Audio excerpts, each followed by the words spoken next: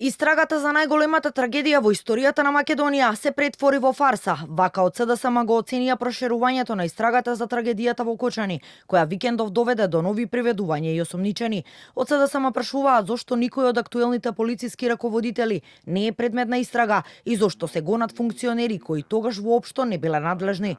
Оттаму посочуваат дека дозволата за пиротехника, што е директна причина за пожарот, е под МВР и сметаат дека пропустите и превенцијата се целосно кај Министерството и актуелното раководство, од кое, како што велат, нема ниту еден осумничен. Вечерта на трагедијата постоеле дежурни началници од ОВР Кочани, СВР Штип и БЈБ.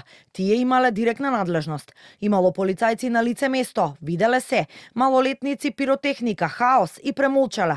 Не презеле ништо иако знаеле и за настанот и за тоа што се случувало таму.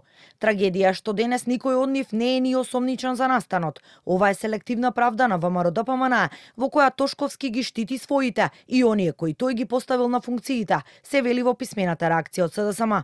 Министерот за внатрешни работи Панче Тошковски смета дека МВР не е амнестирано од одговорност за трагедијата во Кочани и затоа според него во моментов е поднесена кривична пријава за 7 полициски службеници, а можно е листата да се прошири. Амнезија имаше во минатото, кога за несреќи каде што загина 75 луѓе, Министерството за внатрешни работи не поднесе ниедна кривична пријава против ниедно осомничено лице. Амнестија тогаш имаше. Сега амнестија јас не можам да се согласам дека има. Зошто?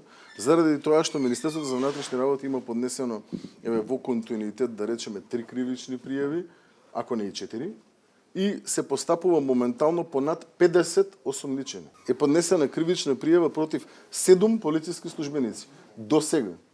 Заклучно до вчера. Против 7 полициски службеници. Може би во текот на наредниот период ќе имаме и други. Левица пак утрово поднесе интерпелација за министерот Тошковски, за како што велат грубо занемарување и несоодветно вршење на функцијата.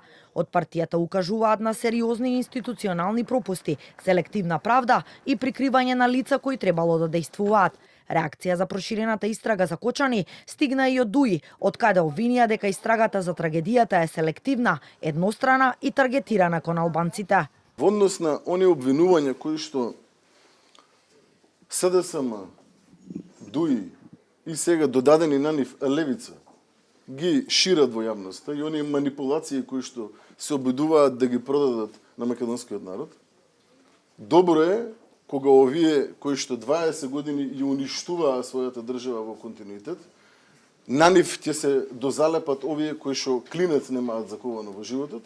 Добро е македонските граѓани вака да ги видат од една страна и тогаш знаете кога сте од другата страна дека сте на правилната страна. Советот на општина Кочани денеска треба да избере ВД градоначалник на местото на Папазов, откако тој првично поднесе оставка, а потоа се најде и меѓу приведените за несреќата.